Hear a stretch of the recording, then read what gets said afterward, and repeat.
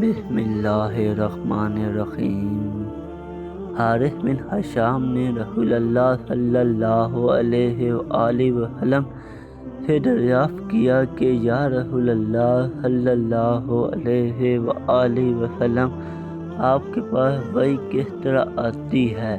تو رسول اللہ صلی اللہ علیہ وآلہ وسلم نے فرمایا، کبھی میرے پاس گھنٹی کی آواز کی طرح آتی ہے اور مجھے بہت سخت ہوتی ہے، اور جب میں اسے یاد کر لیتا ہوں اس نگاہ تو وہ حالت مجھ سے دور ہو جاتی ہے۔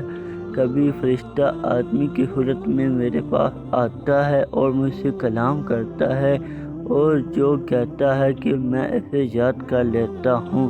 حضرت عائشہ رضی اللہ تعالی عنہا نے بیان کیا کہ میں نے سخت سردی کے دنوں میں آپ صلی اللہ علیہ وآلہ وسلم پر وحی نازل ہوتے ہوئے دیکھا، پھر جب وحی موقوف ہو جاتی تو آپ کی پریشانی پر پسینہ بہنے لگتا۔ صحیح البخاری حدیث نمبر 2۔